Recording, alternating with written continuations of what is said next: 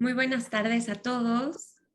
Un gusto tener aquí a la doctora Ana María Salazar Peralta. Es un privilegio para nosotros contar con su presencia. Brevemente voy a presentarla para no quitar tiempo de su charla. Ella, bueno, justo estamos ahorita en el módulo 3 y la mesa a la que fue ella invitada entra en el tema de territorio y condiciones de vida. El tema del que ella nos va a hablar es la gobernanza territorial del turismo en la costa sur de Nayarit.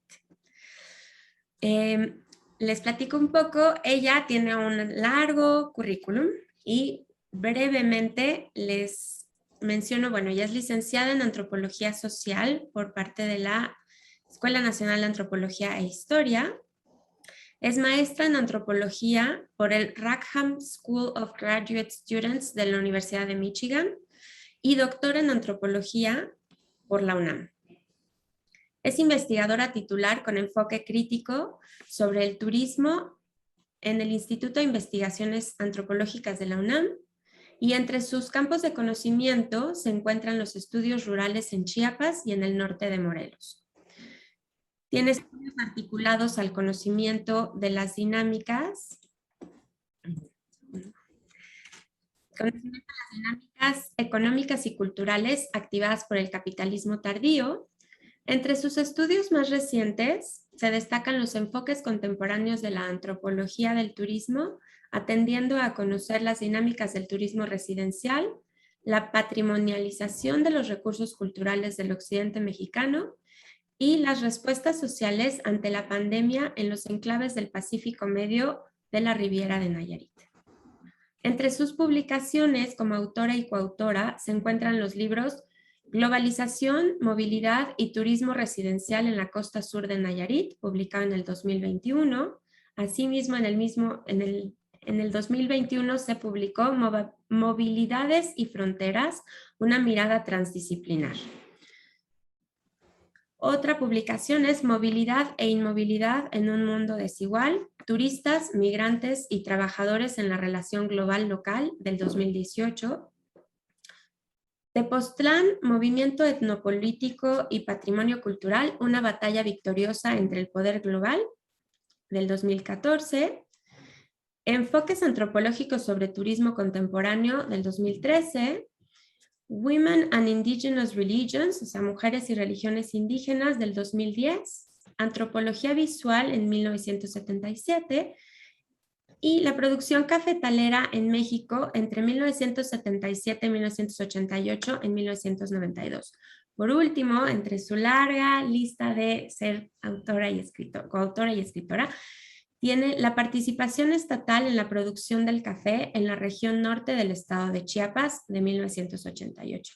Como pueden ver, es un largo currículum. Es un gusto tenerla con nosotros para, repito el tema para los que acaban de llegar, la gobernanza territorial del turismo en la costa sur de Nayarit. Doctora, no le quito más el tiempo, le cedo el micrófono para que comience con su charla y muchas gracias por estar aquí con nosotros. Muy buenas tardes a todos. Gracias a ustedes. Es un honor para mí el haber sido invitada por este seminario y también es un honor participar en este tipo de eventos en donde la universidad hace acopio del conocimiento que ha acuñado a lo largo del tiempo a través del trabajo cotidiano de los investigadores que nos hemos forjado también en la propia universidad. Y es también muy satisfactorio porque comentaba hace un momento que hoy día se aprobó la primera licenciatura en turismo sustentable, que va a tener nuestra universidad en la sede justamente de la Escuela de Estudios Superiores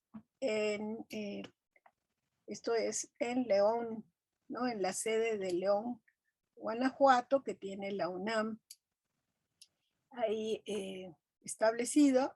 Y me parece que es fundamental, no solamente porque se va a poder atender desde una mirada crítica el desarrollo del turismo en estas diferentes entidades que componen el Bajío y el occidente de México, que hace falta realmente contar con una licenciatura. Las licenciaturas normalmente que se ha visto, se han formado en las diferentes universidades de provincia, tienen un giro hacia lo administrativo. Aquí ya desde el propio enunciado de la licenciatura se habla de turismo y sustentabilidad, lo cual también nos vincula al tema del territorio, del medio ambiente, de las dinámicas socioterritoriales y sociodemográficas que hay en estas diferentes entidades de la República. Y eso me parece que es de aplaudir por parte de quienes pensaron y diseñaron esta nueva licenciatura. Por otro lado, también coincide con la preparación, esta sesión coincide con la preparación de una ponencia que daré mañana, pero el énfasis es justamente sobre la historia del turismo en la región también de la costa sur de Nayarit, ¿no? Entonces, hay coincidencias y aquí el tema es cómo se gestiona el tema del turismo, o más bien cómo se gestiona el territorio para satisfacer las necesidades del turismo. Y de eso les voy a hablar, ¿no? Entonces, voy a conectar la presentación que tengo aquí ya lista para ustedes.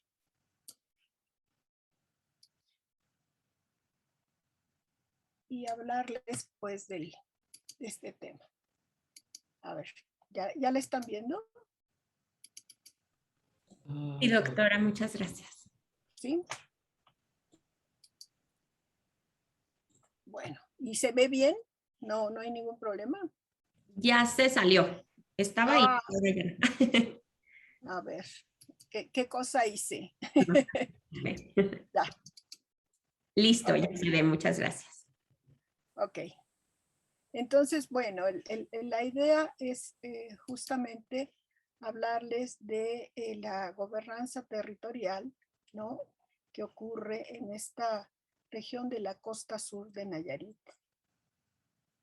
Y para ello vamos a ver que responda a mí. Aquí, ya lo estoy viendo. Ok.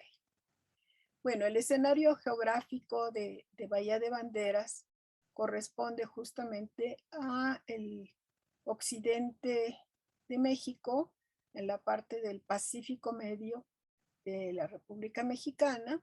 Y entonces tenemos, ¿no?, la República Mexicana, el estado de Nayarit y este pequeño municipio que se creó en los años 70 justamente para satisfacer las necesidades del turismo. Y la creación de este municipio se da a partir de escindir todo este pequeño territorio del territorio de Compostela, que fue justamente el asiento fundamental de lo que conocía en el siglo XVI como la Nueva Galicia, ¿no? Entonces, estamos hablando de un territorio de una historia muy antigua, ¿no?, con una diversidad étnica también muy interesante que fue incorporada al proceso colonial en la historia regional que existe. Entonces, para comprender este proceso hay que entender que geomorfológicamente esto constituye la bahía más grande de México, inicia en Cabo Corrientes, se integra con Puerto Vallarta y justamente con el territorio de Bahía de Banderas.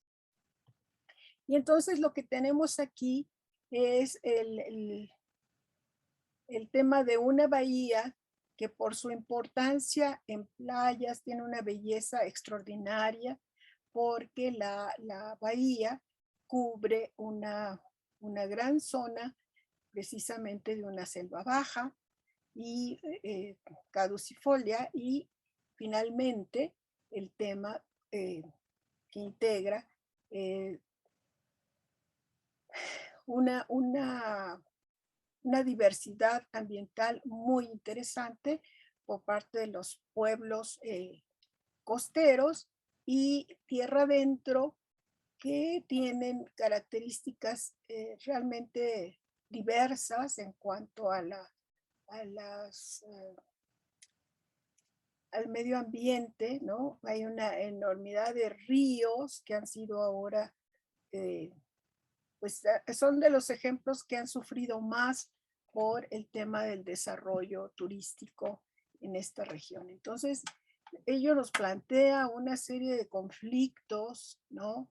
Y desarrollo anómalo, precisamente porque estamos enfrentando una crisis ambiental que involucra el tema del agua. Tenemos todo el planeta una crisis del agua que se acentúa por la deficitaria gestión que hay por parte de los gobiernos locales para atender algo tan sensible como es justamente el tema del agua a nivel regional, ¿no? Y bueno, esto tiene que ver con precisamente el tema del desarrollo turístico en esta región.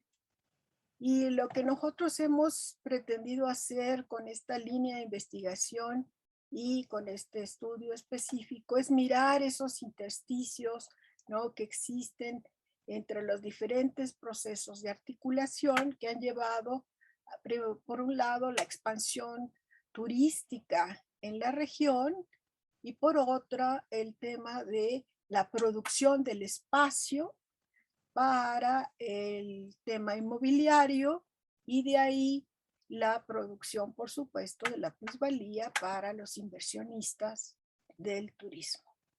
Todo esto trae como consecuencia diferentes procesos. Por un lado, el desmantelamiento de la estructura agraria, ¿no?, para impulsar la terciarización del campo, pero también esta nueva ruralidad, y ya vamos a ver algunos ejemplos de ello.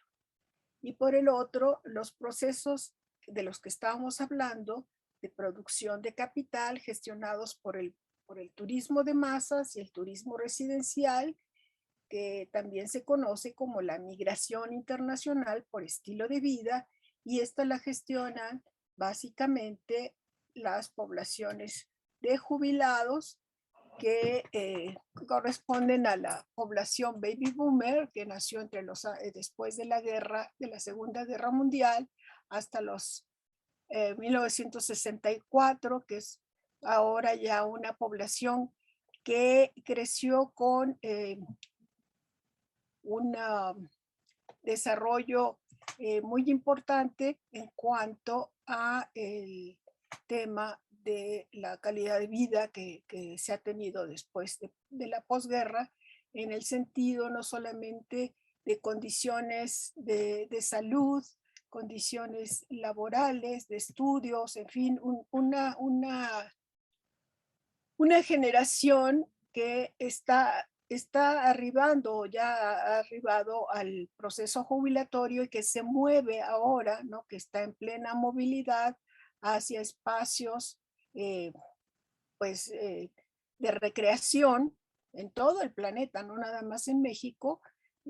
Pero acá lo interesante es que la cercanía con los Estados Unidos y con Canadá promueve mucho el deseo de vivir en otros espacios, en donde por supuesto la condición de cambio de moneda y toda esta circunstancia económica les da una calidad de vida que no tendrían en sus lugares de origen con las pensiones que recibirían en este periodo.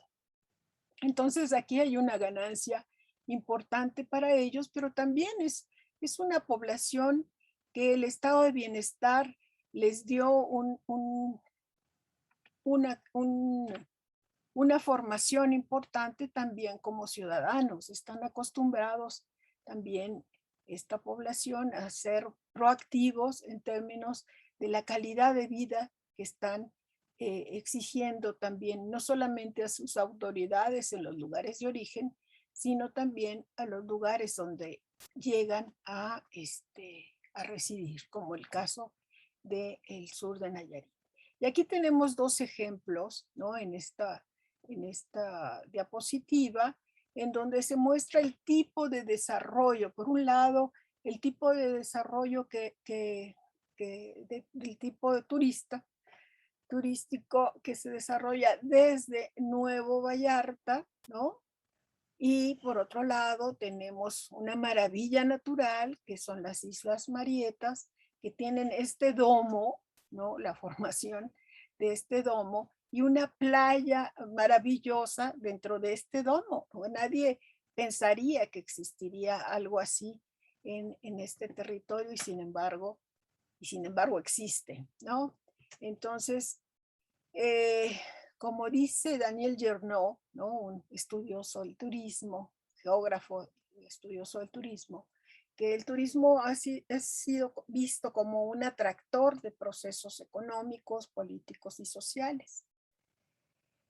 Y se piensa también que es el proceso de globalización, en esta mundialización del capital, que el turismo es como resultado de ello, y es justamente al contrario, es que toda esta dinámica de globalización tomaron en mucho ejemplos del propio desarrollo del turismo, de la historia del turismo a nivel global, que han sido implementadas para el modelo, pues, de expansión del capital a nivel planetario, ¿no? Entonces eso también forma parte de unas dinámicas de capital muy interesantes. Bueno, ¿y cómo llega el turismo a esta región? ¿No? En los años 60, justamente empieza todo este frenesí del turismo a nivel nacional, no que hubiera sido el momento del nacimiento del turismo en México, no. El turismo en México tal vez surge justamente a mediados del siglo XIX, según nos dicen los estudios históricos sobre el tema, ¿no? Y lo que vemos aquí ya forma parte de una dinámica nacional en donde los gobiernos postrevolucionarios advierten que el turismo es una palanca para el desarrollo local, lo cual es una premisa falsa, porque podrá haber crecimiento de capital, ¿no? Pero no necesariamente desarrollo social. Y ustedes ven cómo era el contexto en los años 60 de estos pueblos costeros, ¿no?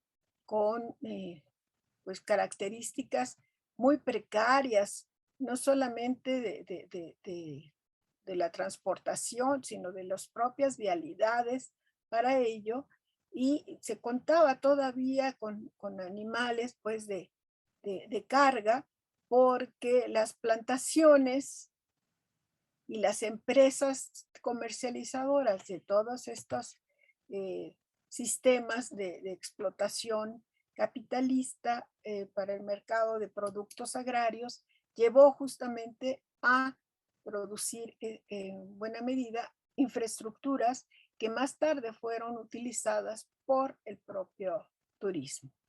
Y aquí hay un parteaguas muy interesante, ¿no? Que es justamente esta película de John Huston, de La Noche de la Iguana, en la que si uno revisa, ¿no?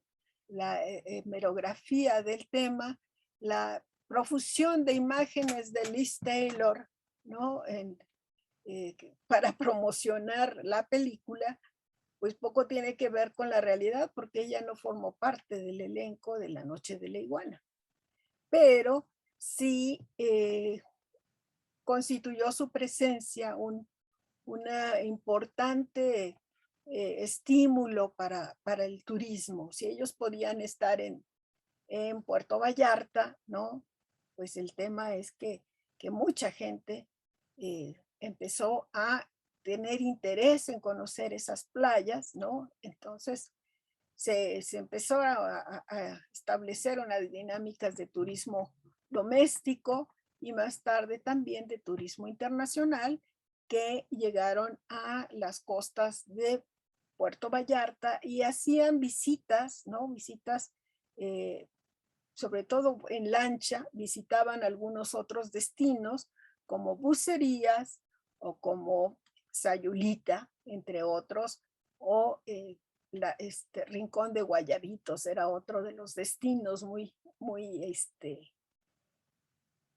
eh, pues sí, solicitados por la población mexicana para visitar, ya fuera en Semana Santa o en las vacaciones de verano, ¿no?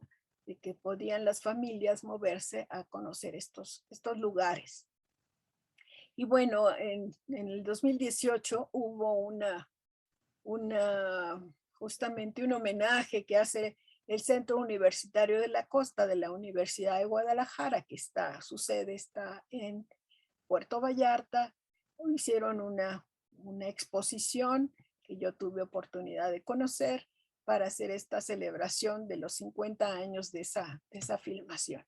Y bueno, el tema es que pues ya había una iniciativa importante desde, fíjense, de las empresas de explotación de estos productos agrícolas, productos bananeros, fundamentalmente la Montgomery, ¿no? Que era una de esas empresas que explotaban estos productos y que fueron montando una infraestructura muy importante, como el tren que llegaba a Boca de Tomate, ¿no? A recoger la producción de toda esta región e incluso contaban con la infraestructura de un hotel para los gerentes de esta empresa. A diferencia de lo que ocurría con los pueblos ribereños, con los pueblos costeros, ¿no? Que eran apenas unas casitas y no llegaban ni a 10 por poblado importante para ese momento. Y en los años 70, ¿no? Justamente como resultado de esta expansión que fue sufriendo Puerto Vallarta y de la iniciación de una serie de procesos expropiatorios de los diferentes ejidos que contaban con tierras con frente de playa, que empezaron todos estos desarrollos. El primero de ellos fue justamente Nuevo Vallarta, ¿no? Y aquí vemos cómo Celso Humberto Hurtado también había sido funcionario en el gobierno de Díaz Ordaz, muy cercano a Luis Echeverría, se convirtió en uno de los gobernadores de Nayarit y él impulsó mucho la creación no solamente de este desarrollo turístico, marítimo y residencial, que es justamente la palanca que sirvió para dar todo ese desarrollo a el turismo en la región del sur de Nayarit. E inicia justamente con la creación del Fideicomiso Bahía de Banderas, cuyas oficinas están ahí en Nuevo Vallarta, para gestionar justamente al lado de Fonatur la venta de terrenos, ¿no?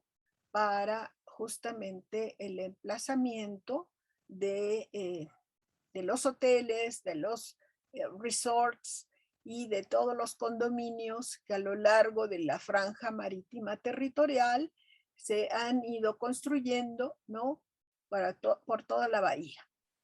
Pero aquí lo más interesante de todo es que es donde se articula justamente el tema de el río Ameca, ¿no? Que es uno de los afluentes más importantes del occidente de México, que baja justamente de la Sierra Madre Occidental y que nutre a toda la región del occidente con, eh,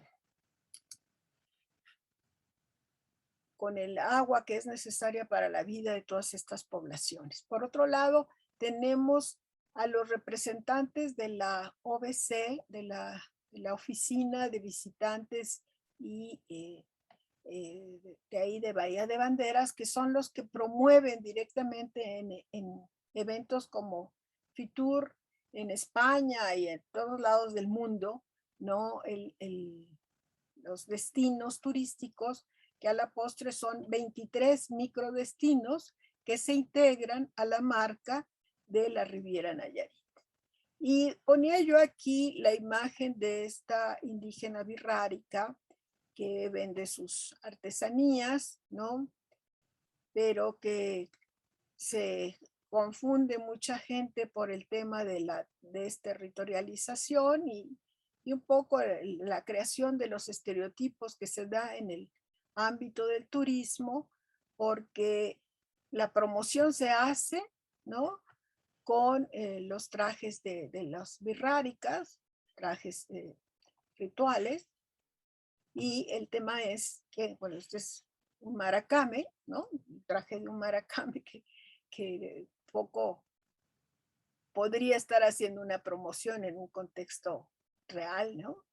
Pero porque es uno de los chamanes o sanadores del mundo maracame y serían dos cosmovisiones totalmente opuestas del mundo que se integran justamente en esta fantasía, ¿no? En este imaginario del turismo. Y este imaginario del turismo, de crear una imagen, en este caso glamurosa, como ocurre en Punta Mita, ¿no? En donde nuevamente tenemos el origen fotográfico todavía de cómo eran las pequeñas casitas ahí en esta parte del sur de Nayarit, para convertirse en la sede de una serie de desarrollos turísticos de alta gama, ¿no? Como el Four Seasons, el San Reyes y otra serie de desarrollos, ¿sí? Que se han emplazado en una región extraordinaria y por eso el nombre de Aztatlán. Aztatlán es parte de esta clasificación que hacen los arqueólogos de la cultura, ¿no? De una región muy amplia que cubre Sinaloa, Nayarit, Jalisco, incluso llega hasta Colima. Hay evidencias de cerámica y de estilos Aztatlán que es todavía un enigma para la arqueología nacional y sin embargo la destrucción que se hace con estos emplazamientos, porque a lo largo de la costa hay evidencias arqueológicas de esta cultura de Aztatlán que formó pues parte de ese pasado glorioso, ¿no? De ese pasado indígena del cual sabemos muy poco en la actualidad, ¿no? Entonces todo esto queda arrasado, ¿no? Porque incluso aquí en Punta Mita, todas esas evidencias quedaron cubiertas por los desarrollos turísticos de estos magnos hoteles, ¿no? Del divertimento. Y por otro lado tenemos los pueblos, tenemos aquí un ejemplo de esos pueblos ribereños, de un alcance todavía más pequeño, no son enclaves turísticos de un rango medio, ¿no? en donde todavía se está desarrollando el turismo, no solamente apropiándose de los escenarios naturales de la Sierra Madre Occidental, y es importante señalar que muchos de los escenarios naturales de estos pueblos costeros, pues son de extraordinaria belleza, ¿no? En cada uno de ellos podemos encontrar rasgos muy, muy significativos del tema ambiental, de haber dejado o que no hubiera habido este tipo de emplazamientos, mantendrían no solamente el tema de unas dinámicas ambientales muy ricas, sino también el tema de los servicios ambientales que estos recursos le darían a estas poblaciones que han crecido de forma desmesurada desde los años 70 hasta la actualidad, justamente por efecto de esa movilidad, tanto de los trabajadores que llegan, no solamente los que atienden en el turismo, sino aquellos que construyen los emplazamientos turísticos y luego que se enriquece con la llegada de los turistas residenciales que observan los eventos rituales o conmemorativos, como es el caso de las fiestas patronales, ¿no? Todas las actividades que ellos pueden ahora observar como si fueran parte de la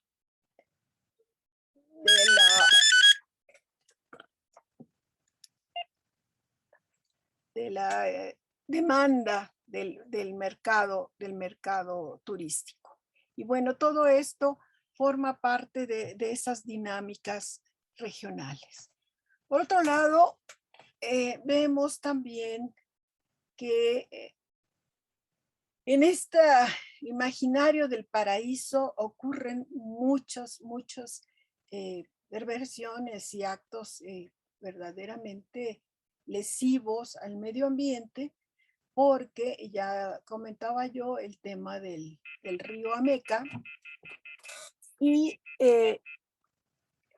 cómo es que se dan estos desarrollos. Entonces, en el Vidanta World, pues es uno de los ejemplos tal vez de estos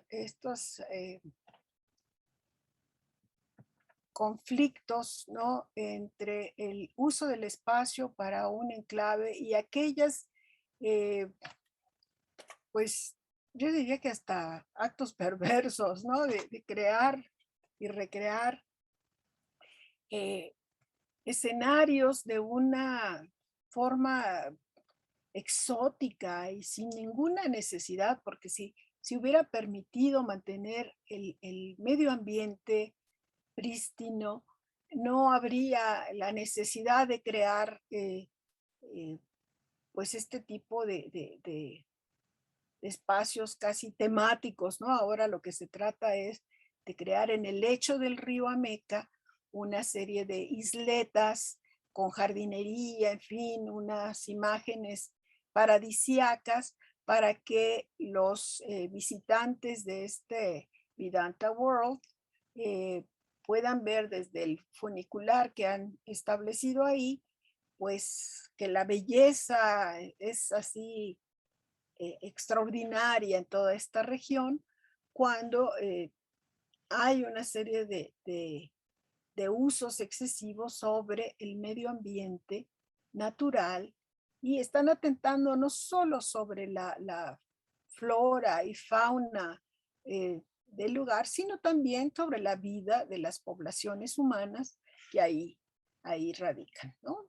Sobre los pobladores originarios de estas comunidades que también ven afectado su territorio porque pues sí, ha habido una serie de modificaciones ambientales muy importantes y de ahí que en los últimos años haya habido ya una serie de protestas públicas donde la sociedad civil organizada se manifiesta, y esta diapositiva que vemos aquí corresponde al 2 de agosto, si no mal recuerdo, que llegó Andrés Manuel López Obrador a hacer una segunda visita ya como presidente para hablar, pues constatar el avance de las obras que estaban en marcha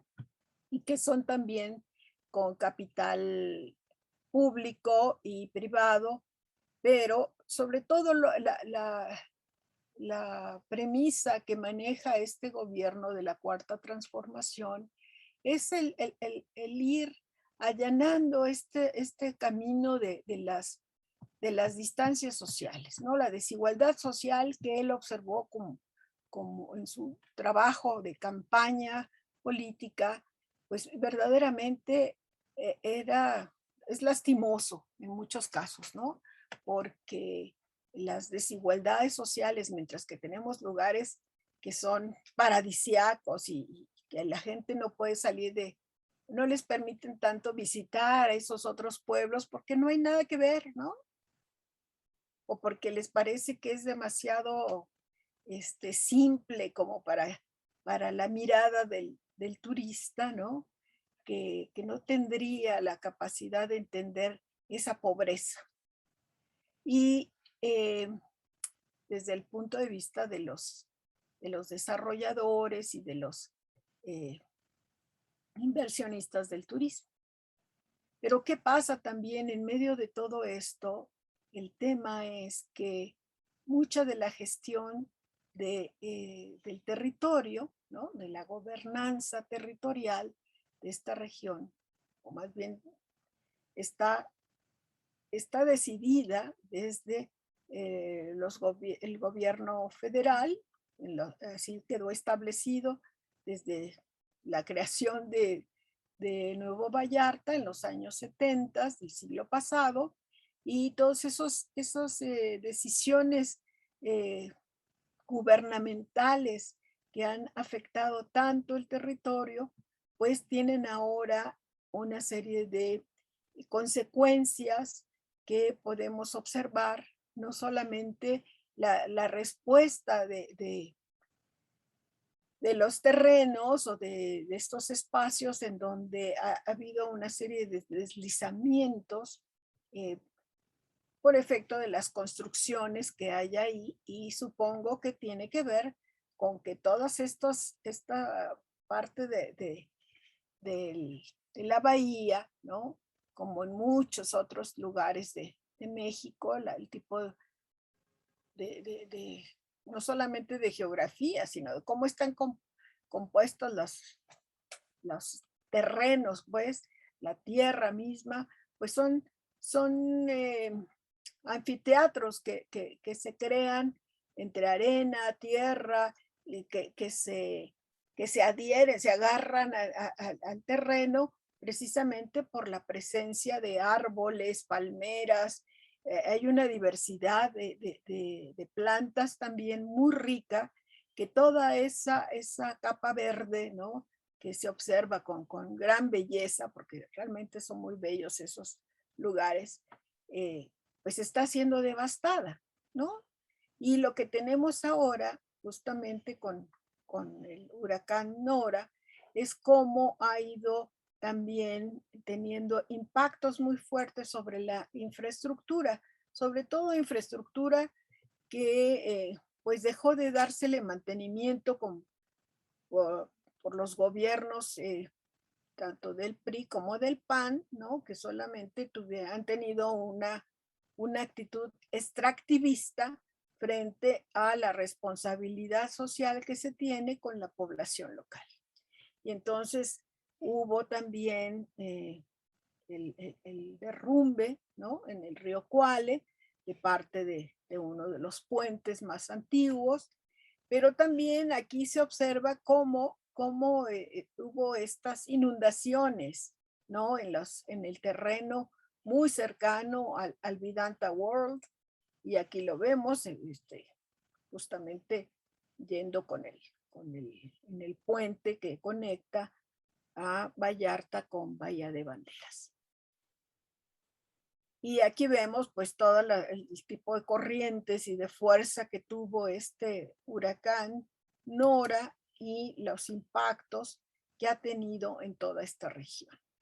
Y bueno, lo que tenemos son los saldos justamente de este huracán en toda la región de la bahía, ¿no? Desde Cabo Corrientes hasta toda la región de Bahía de Banderas, ¿no? Y lo que podemos observar aquí es una línea que encontraron los diferentes, pues son pescadores, pero también toda la flota naval, que dio cuenta de que en este transecto, ¿no?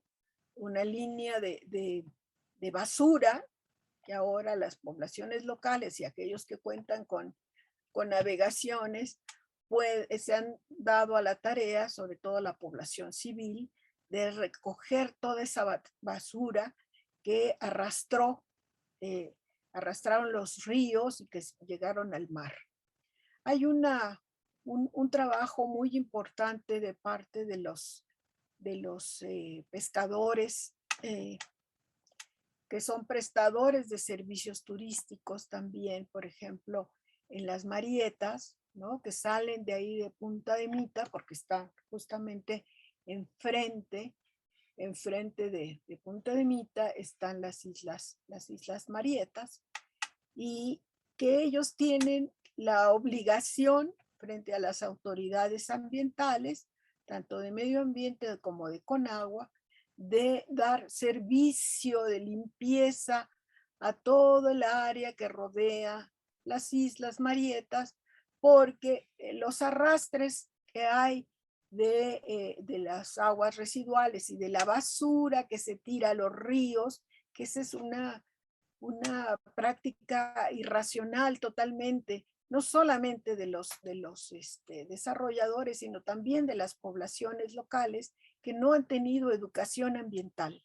Esa es la verdad de las cosas. Entonces, hay una serie de demandas por parte de todos estos pobladores de las diferentes comunidades que dan servicio turístico, ¿no? Que igual que Bucerías o que Cruz de Guanacaste o que Sayulita y todos esos 23 destinos que corresponden al sur de Nayarit, pues sí, integran una serie de comunidades que hacen unos esfuerzos extraordinarios de compensar las deficiencias de la gestión ambiental que hacen los gobiernos locales. Entonces tenemos 3 municipios, Cabo Corrientes, Puerto Vallarta y Bahía de Banderas, que hacen pocos esfuerzos por atender el tema ambiental en esta región de estudio. Y por otro lado, tenemos, ¿no? El tema de que se afecta no solamente a las poblaciones humanas, se afectan también a las poblaciones de fauna y flora, ¿no? Aquí vemos cómo se arrancaron los árboles sobre todo de la zona de Cabo Corrientes y Puerto Vallarta, en donde, por cierto, en una nota de periódico se decía, ¿no? Que los vallartenses estaban muy convencidos históricamente de que los huracanes no les hacían nada porque tenían la defensa de la Sierra Madre, ¿no? La Sierra Madre era justamente la instancia de protección ambiental en toda esta región. Y sin embargo, en esta ocasión con Nora, sí fue muy devastador el impacto, ¿no? De este huracán. Y tenemos ahora, justamente se está enfrentando, y aquí está la predicción ambiental de cómo se va a comportar esta tormenta tropical Olaf, ¿no? Ya los correos de la población local, pues sí, muy preocupados de los impactos que podría tener y al mismo tiempo que están haciendo acopio de recursos para apoyar a las poblaciones que fueron más dañadas por las inundaciones y que muchos de ellos se quedaron incluso sin casa, pues ahora tienen otro meteoro encima que no saben cuál va a ser el comportamiento de este fenómeno ni cuáles van a ser las consecuencias que ellos van a tener que resolver o enfrentar en sus vidas cotidianas. Y tiene que ver con toda este modelo, ¿no?, de gestión que se ha creado a lo largo de la historia, en donde para compensar, por ejemplo, el tema de las expropiaciones que se dieron a todo lo largo del litoral, ¿no? El tema es que se hicieron también en época entre Díaz Ordaz y Luis Echeverría una serie de sistemas de riego, ¿no?, a manera de compensar las expropiaciones de tierra. Y esto trajo también como consecuencia que aquellos ejidatarios que se quedaron sin tierra bajo ese principio expropiatorio, pues entonces tuvieron que emigrar a los Estados Unidos. Y estas poblaciones que emigraron, pues poco a poco han ido regresando a sus lugares de origen, ¿no?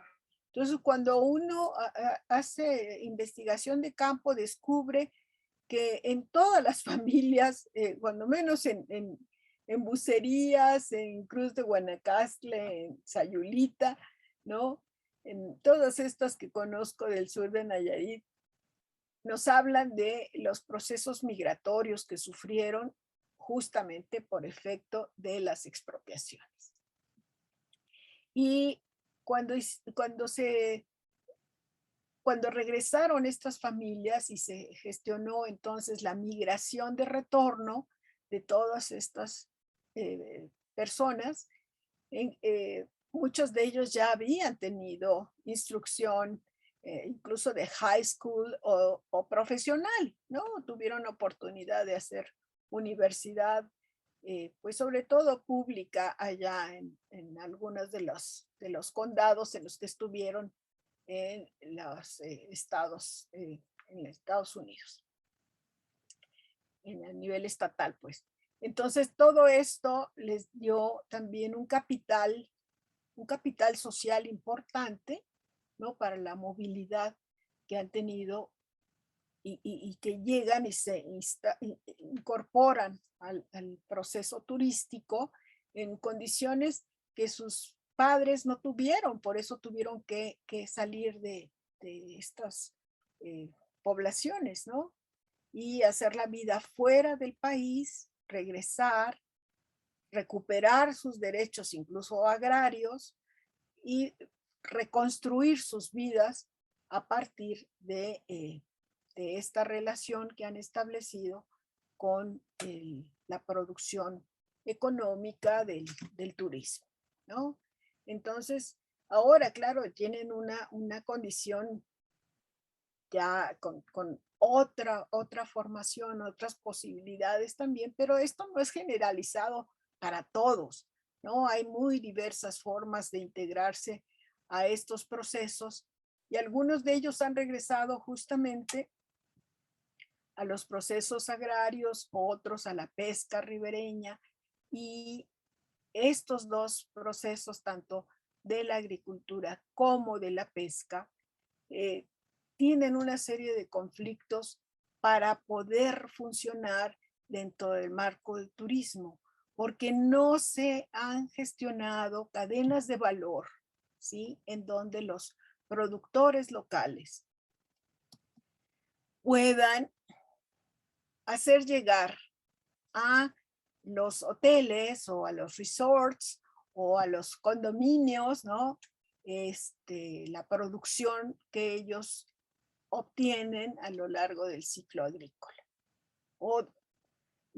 Es absurdo porque la producción de pesca que se da ahí se manda vía camiones que refrigeran el producto, lo mandan a Guadalajara y luego los hoteles lo compran de Guadalajara congelado en lugar de que pudiera ser directo, ¿no?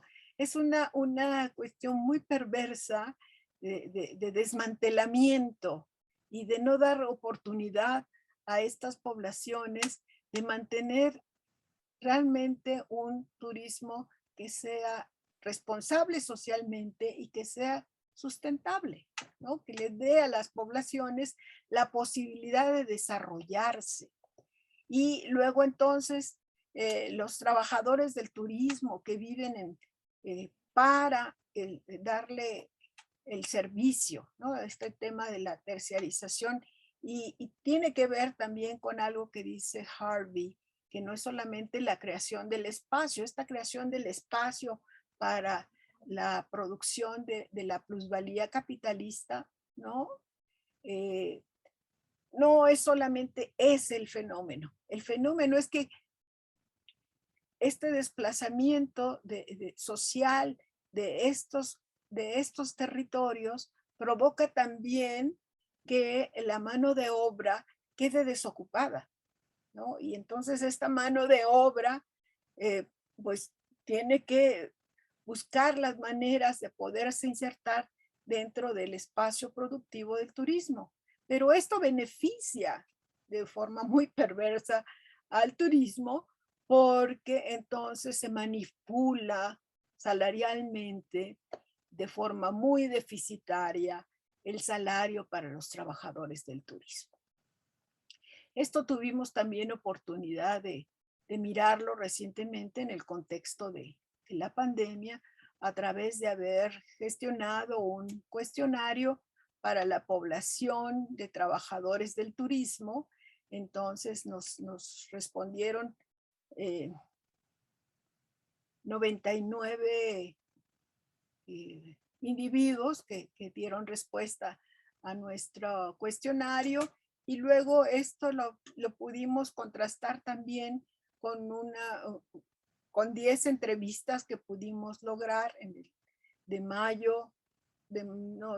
junio del año pasado a diciembre, ¿no?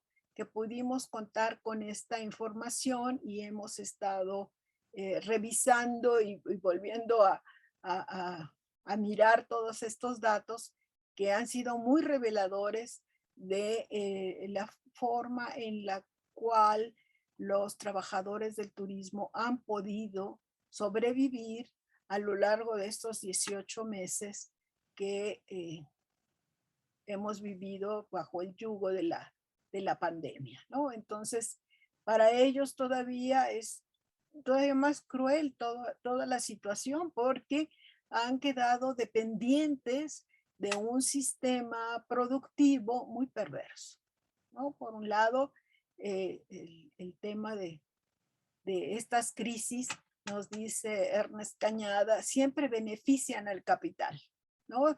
En el 2008 fue la pandemia de la influenza y uno diría, no, lo que pasa es que también la crisis del capital de esa época, sí, dejó muchos saldos negativos, pero el crecimiento del capital a nivel global y específicamente en los países donde se gestiona o el turismo tiene un papel protagónico en las economías nacionales, puede observarse justamente que lejos de que sea un gran cisma, ¿no? El tema de las crisis, es como gato, ¿no? Un gato nunca va a caer con el lomo, sino caer parados, caer de patas, ¿no? Y así pasa con el capital. El capital tiene formas de resarcir las pérdidas y reponerse muy rápidamente y aún así tener crecimiento económico. Pero el tema social es un tema fundamental que ocurre en toda esta gobernanza del espacio, en donde en los gobiernos locales verdaderamente han cedido su papel de defensores de lo público para en estos manejos administrativos pues tan opacos, ¿no? Ocurra todo tipo de corrupción que beneficia justamente a los desarrolladores del turismo. Y que poco a poco, incluso algunos sectores que se han beneficiado históricamente con este tipo de desarrollo ahora hablan, ¿no? Dice, es que nos estamos acabando incluso la gallina de los huevos de oro, ¿no? Entonces, algo tenemos que hacer para equilibrar justamente la balanza y que el beneficio sea mucho más equitativo entre todos los actores que participan en la producción del turismo a nivel local, ¿no? Entonces, ellos también se dieron cuenta que la dependencia absoluta al turismo los mantenía en una situación de crisis muy importante porque aquellos que tuvieron la posibilidad de ahorrar en la temporada alta del turismo del 2019, ¿no? Pues justamente pasó un mes y medio del confinamiento y empezaron a agotarse sus capacidades de tener un margen con el cual moverse con precariedad, ¿no? En el mundo económico y entonces a sufrir una serie de conflictos económicos y de supervivencia, poner en crisis la supervivencia familiar más allá del riesgo de contagio y de muerte, estaba también el tema económico. Entonces, sí ha sido muy, muy conflictivo todo el tema de cómo se ha manejado el tema de los recursos naturales. Y entonces se dieron cuenta que, y esto también se puede comprobar, pues con toda esta mirada de estos estudios económicos que se han hecho durante todo estos 18 meses, no solamente por agencias como la CEPAL o como las agencias del Estado que pueden resolver el tema del crecimiento económico. Y lo que vemos entonces es que en la reflexión de los propios actores, ellos piensan que las actividades económicas tradicionales como la agricultura y la pesca ribereña deberían ser complementadas con el trabajo en el turismo y no al revés, porque se dan cuenta que esa extrema dependencia también forma parte de esta vulnerabilidad sistémica que tienen ante el propio turismo, ¿no? Entonces, sí ha sido muy, muy revelador para ellos el tema de cómo se ha comportado toda esta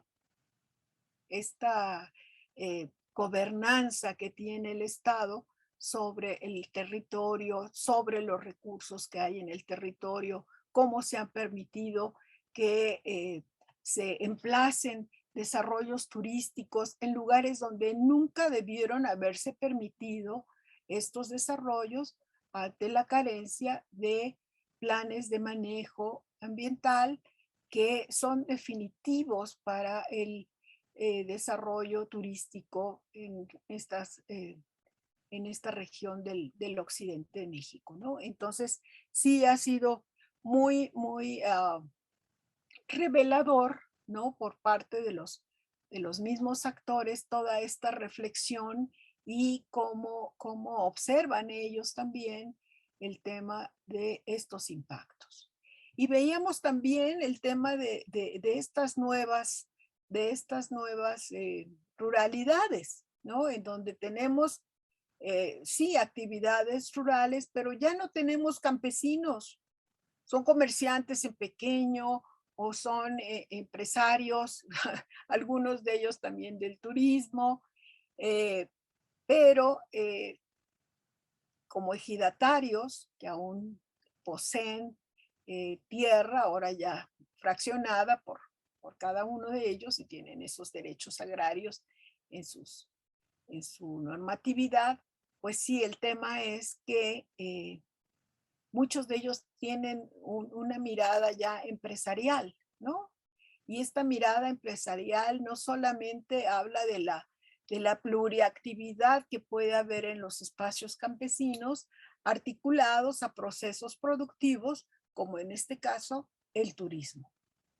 Y en el caso de Sayulita se dieron cuenta los mismos ejidatarios que había empresarios muy destacados entre los mismos ejidatarios, ¿no? Como el señor Verdín y su empresa, el rancho Mi Chaparrita, que además fue de los pioneros en ofrecer turismo de aventura en Sayulita.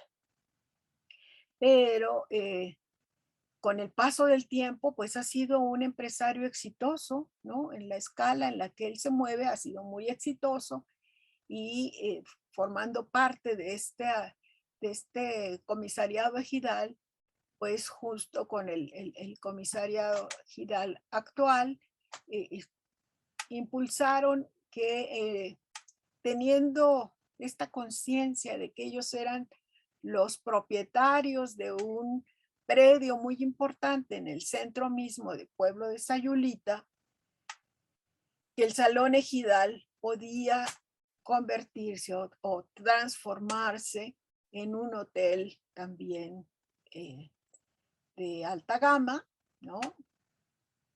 Hicieron inversión, hicieron más bien el tema de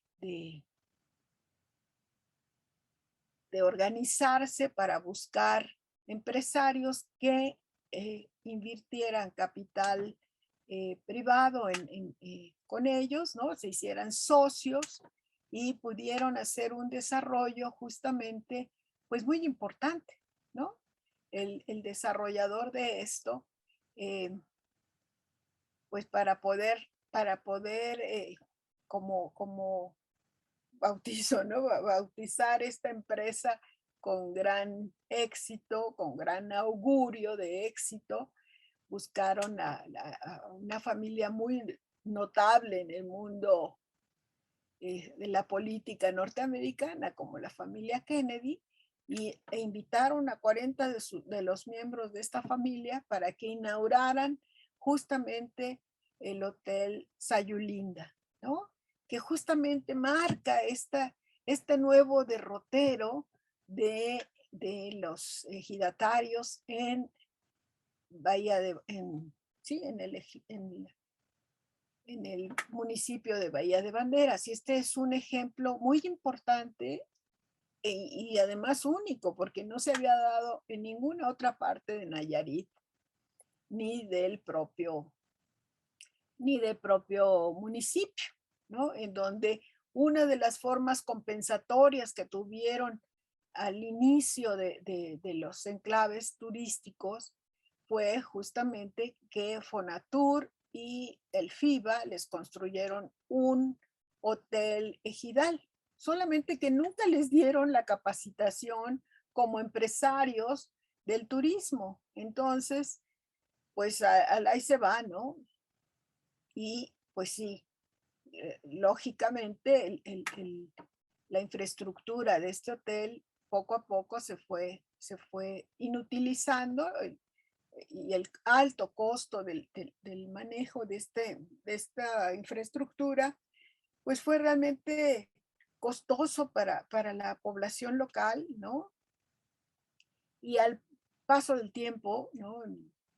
20 años o 15 años después, pues tuvieron que venderlo a una empresa internacional y es el hotel, pues por excelencia de bucerías, ¿no? Pero nuevamente, si si retrocedemos el tiempo y recordamos que esta población pues se nutre de esta población ahora sayulita, tiene ya el beneficio de haber tenido gente que migró y que regresó con una formación académica diferente y que se ha insertado en la producción de capital dentro del turismo. Mientras que hace tiempo, cuando inició el hotel Ejidal en Bucerías, este no era el escenario posible. Y yo no sé si esto es un punto de partida importante para recuperar mucho la experiencia o replicar esta experiencia de Sayulita, que parece que será exitosa, por supuesto, ¿no? Nadie le puede ofrecer un mal augurio, al contrario, es muy importante el que de lo que está ocurriendo exista beneficio para la población local. Y yo creo que esto es también parte de estas experiencias y de la posibilidad que tienen estos actores en el territorio local, ¿no? Para ofrecer un tipo de turismo en donde también haya posibilidad de desarrollo social para la población local. No solamente sean procesos extractivistas donde se pierda la posibilidad del beneficio social para la población local, ¿no? Entonces sí, hay que pensar hay que pensar que hay que cambiar las dinámicas del turismo, no solamente a nivel local, sino a nivel nacional, creando condiciones en donde pueda haber desarrollo local sin gestionar todos estos conflictos ambientales en el territorio que crean a la larga grandes conflictos sociales y que estamos justamente en el umbral de esa circunstancia, ¿no? En donde un elemento como un huracán o un meteoro como estos que han estado ocurriendo de forma recurrente puede realmente generar condiciones muy inestables en términos de estas poblaciones que han sufrido tanto con el desarrollo del turismo, ¿no? Y ese es el tema que yo quería compartir con ustedes. Muchísimas gracias, sumamente interesante y doloroso profundamente ver cómo no sé, todos estos ejemplos que hay a lo largo de todo el país, ¿no? Que es la misma situación. Muchísimas gracias, doctora. No sé, bueno, abrimos el micrófono. No sé si tienen preguntas, quieren hacer comentarios, alguna inquietud. Adelante, pueden abrir su micrófono y preguntar o escribir en el chat, como ustedes prefieran.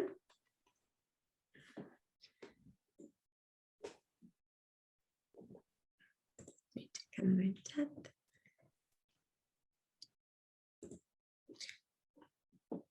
Bueno, mientras tanto, doctora, yo le tenía una pregunta en lo que se animan los demás a preguntar y a compartir. Sobre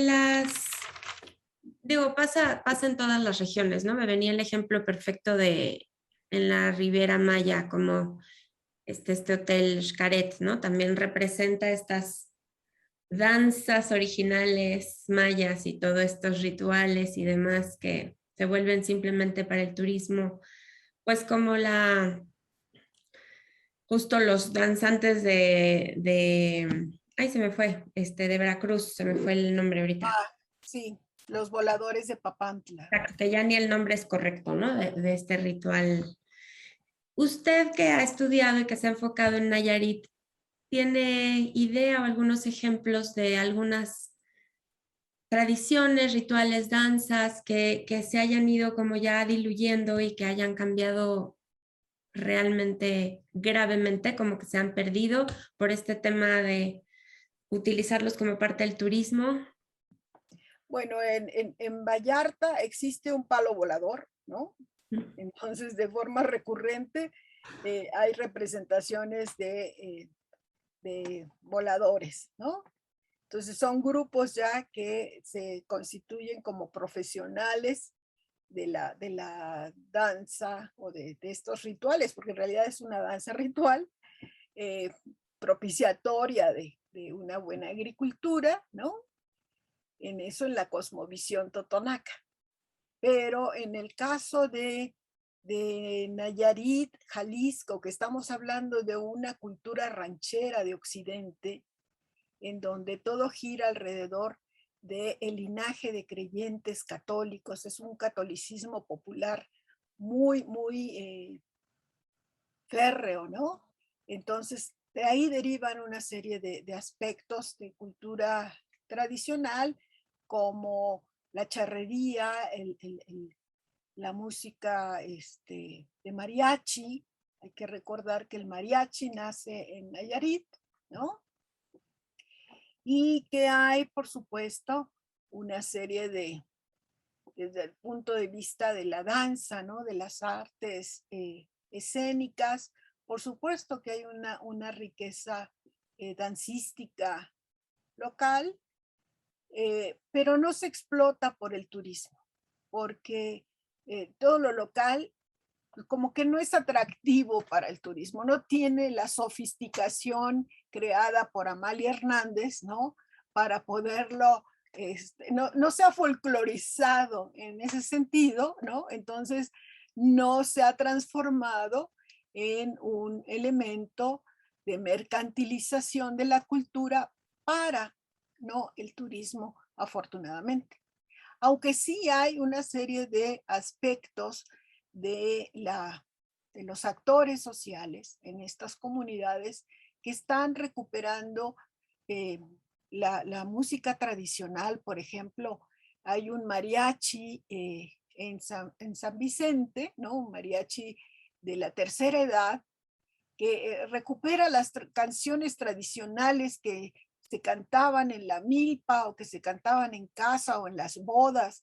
Entonces se está recuperando la tradición cultural arraigada en esa cultura ranchera, ¿no? Entonces, por ese lado.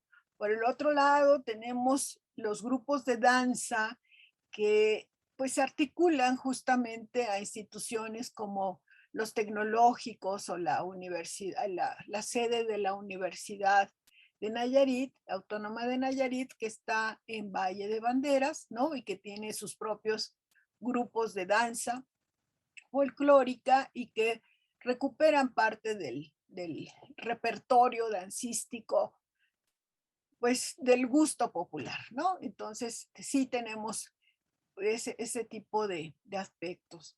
Y a nivel de rituales, pues lo que sí vemos que el turismo actualmente ha incidido en su promoción es esta transformación de las fiestas de Todos Santos, ¿no? De Día de Muertos, para convertirlos ya no en las fiestas que no son fiestas, son tradiciones a los ancestros de carácter familiar, que ahora se vuelven públicas, ¿no? Y que se han transformado ahora en el Festival del Día de los Muertos, en Sayulita, muy al estilo de Coco, ¿no? Influenciados por la cinematografía de Disney. Entonces, sí hay ese tipo de transformaciones y no es que se haya perdido, es que simplemente hay estos cambios en la propia cultura y la producción cultural actual que se desarrolla en estos contextos, ¿no? Pero sí, afortunadamente todavía no hay este tipo de aspectos que sean de una pérdida absoluta un cambio. Lo que sí hay una tendencia a ir transformando, sí, como esta parte del festival del Día de Muertos en Sayulita, ¿no? Pero el resto de las actividades rituales y artísticas regionales, afortunadamente se conservan, ¿no? Se conservan no solamente para las celebraciones religiosas, sino también para las celebraciones cívicas, lo cual es muy rico. Hay una memoria histórica que se está constantemente resignificando por los actores sociales, sobre todo de las comunidades tierra adentro, ¿no? Estamos hablando de Valle de Banderas, de San Juan de Abajo, ¿no? De San José, que son las poblaciones como más importantes, o el Colomo, o incluso los poblados más distantes ya, más en la sierra, también tienen unas dinámicas de producción cultural que son importantes. Y en términos gastronómicos y en términos de producción, por ejemplo, de la producción del agave, de que ellos producen su propia raicilla, que son tradiciones culturales muy importantes, ¿no? Para la gastronomía local. Entonces sí, hay ejemplos muy notorios en cuanto a la incorporación de la cultura tradicional, tanto en la parte intangible como el respeto a la cultura material que ellos tienen, porque hay una enorme cantidad de sitios arqueológicos aún sin ser estudiados e incluso no catalogados, porque los especialistas del centro INA en Tepic pues no se dan abasto, hacen lo que pueden y lo hacen muy bien desde mi punto de vista, conozco sus trabajos, pero sí, es insuficiente. Y lo que vemos es que la investigación arqueológica ha quedado subsumida a justamente al mandato de la producción de capital que gestiona el turismo, ¿no? Entonces quedan subsumidos a estas dinámicas que ha gestionado el turismo en México, pues desde principios de los 20 del siglo pasado, ¿no? Entonces sí, habrá que cambiar, y yo creo que es el momento de que la población, las poblaciones locales y la sociedad civil organizada, pues ahora empoderada por el efecto de su participación en el 2018 como votantes inteligentes, ¿no? Pueda haber un cambio en estas dinámicas, ¿no? Sobre todo mucho más proactivos en la defensa de tanto del patrimonio cultural como natural de estos territorios, ¿no? Entonces yo sí soy, tengo una mirada positiva sobre el trabajo que ellos hacen, porque pues en este año justamente hubo una organización de más de 30 organizaciones civiles que se conformaron como un colectivo de ambientalistas, de grupos en defensa de la cultura, en fin, diferentes ámbitos de acción ciudadana para atender estos aspectos que entran en conflicto con el turismo, ¿no? Entonces sí veo que hay un cambio de postura ante todos estos fenómenos, ¿no? que están ocurriendo. Muchísimas gracias, doctora. No, de A ver, aquí Mónica Navarro le pregunta, doctora, muy interesante, bueno, le dice que es muy interesante su conferencia y que tiene una inquietud. ¿Cómo podría realmente ayudar a establecer un desarrollo de autogestión y sustentabilidad cuando muchos grupos de poder transgreden estas leyes e instalan resorts o, como usted menciona, actúan de forma irracional pero como no les importa afectando a la población, pero que no les importa afectando a la población. Ah, está cerrado su micrófono, doctora. Perdón. Es justamente esta lucha que tienen los diferentes grupos de la sociedad civil organizada que se exigen, ¿no? Que exigen a las autoridades el cumplimiento de los reglamentos, no solamente a las autoridades locales en sus municipios, sino también a las agencias del Estado, para que regulen todas estas legislaciones y no sean solamente letra muerta, ¿no? Sino que realmente se regule, se exija y los desarrolladores cumplan con su obligación, no solamente de cubrir impuestos, por ejemplo, en el tema del uso de los recursos ambientales, ¿no? Del territorio, sino también el tema de que exista beneficio para el desarrollo de las comunidades locales. Entonces, sí, hay muchísimo más conciencia de parte de los actores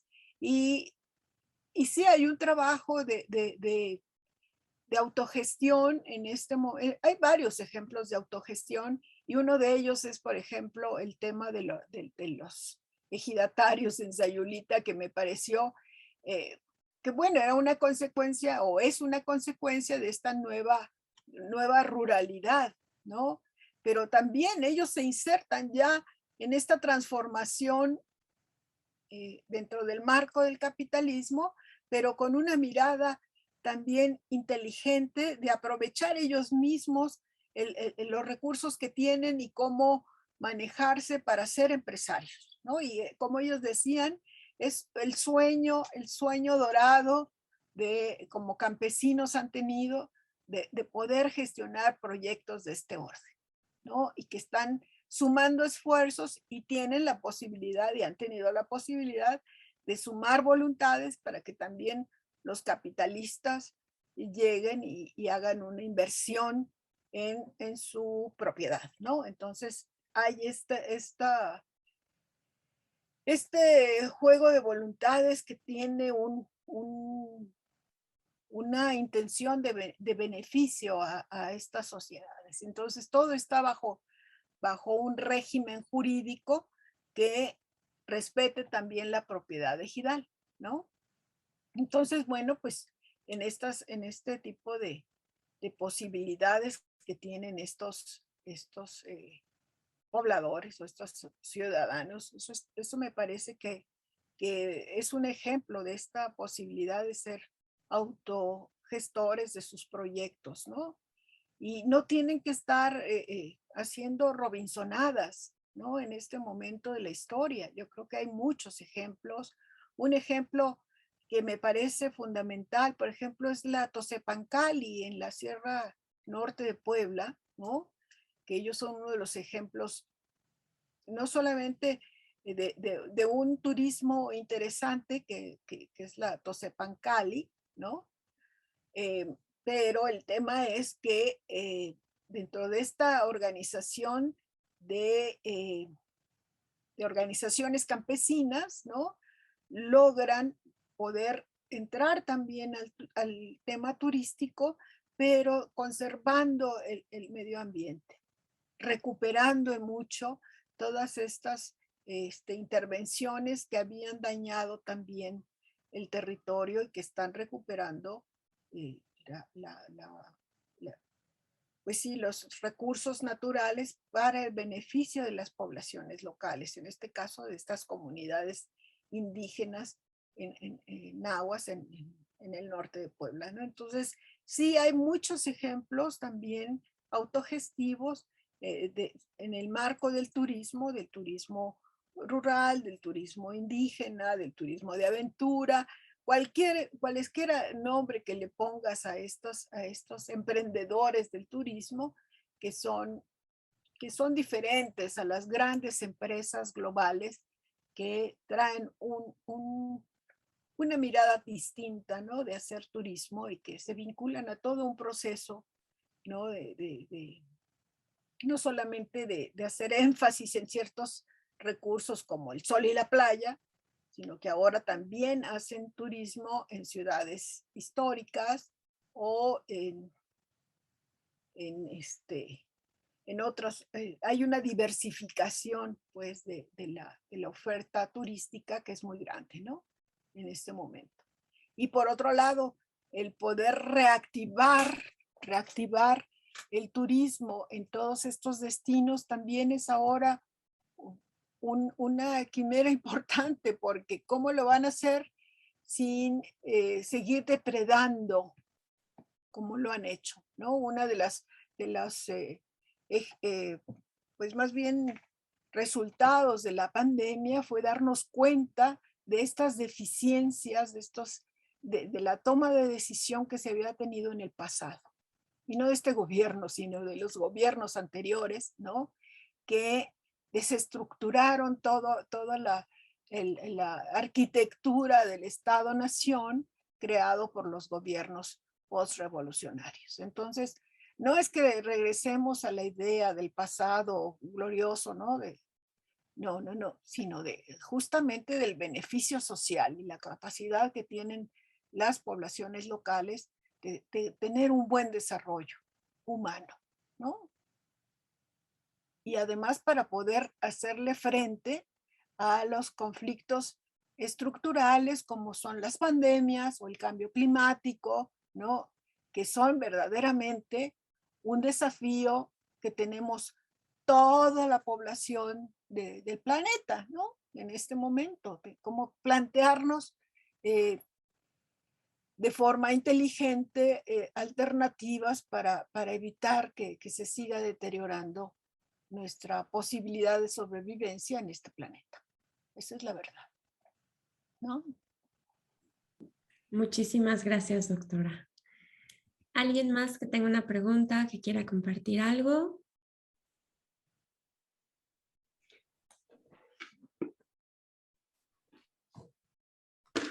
Ay, doctora, pues a mí me surgieron ciertas dudas, pero tampoco me quiero robar el micrófono. A ver, alguien más que quiera, y si no, pues también podemos dar por concluida la sesión, pero...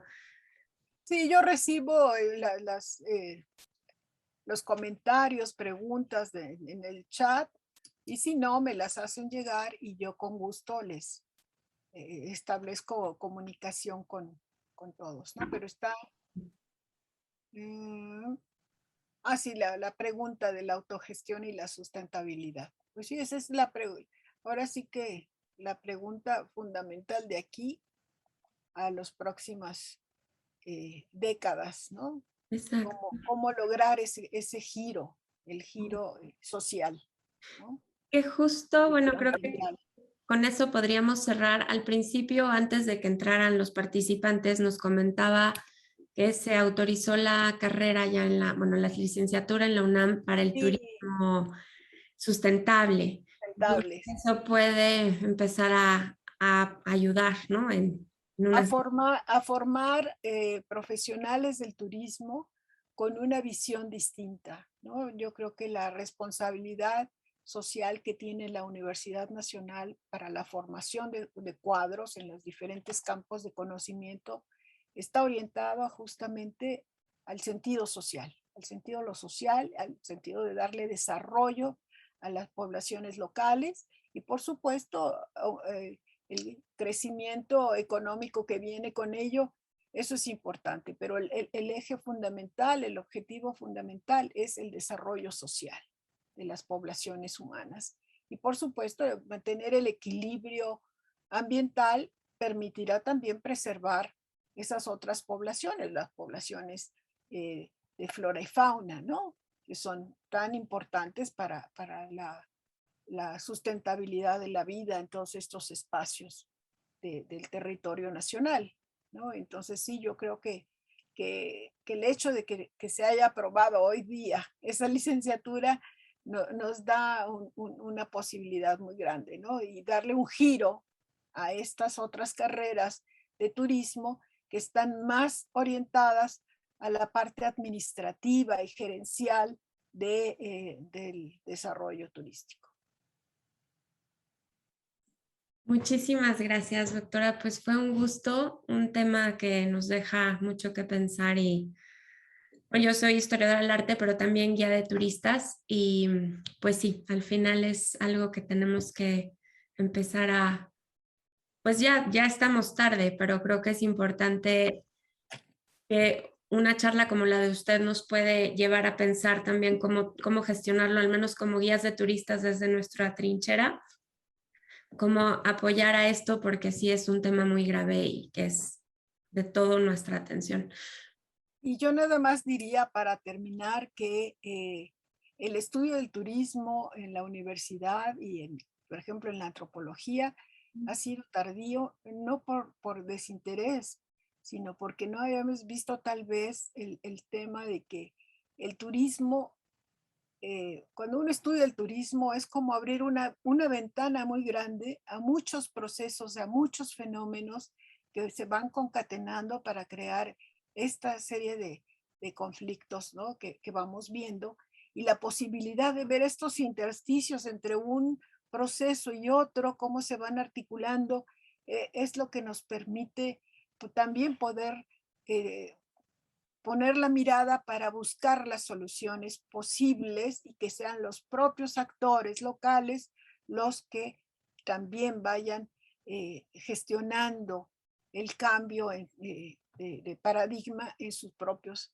lugares de existencia, ¿no? Porque no podemos decir que son de origen, porque no toda la población es local, pero sí que ahora hay incluso como efecto de la pandemia ya la promoción de que, ¿qué tal si por efecto de la pandemia mejor vamos a hacer teletrabajo desde una de las playas mexicanas?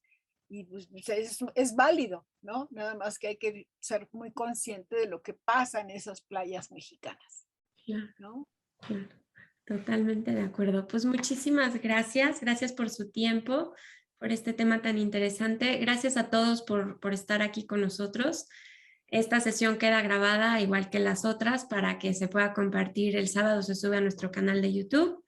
Ya le haré llegar yo el link, doctora, para que lo pueda compartir con quien usted guste, igual todos los participantes. Y muchas gracias a todos. Les recuerdo que la semana que viene es feriado, entonces no vamos a tener sesión. Y muchas gracias a todos y muy bonita noche. Nos estamos viendo. Hasta luego. Gracias. Hasta luego y hasta Bueno, Gracias, hasta luego. Adiós.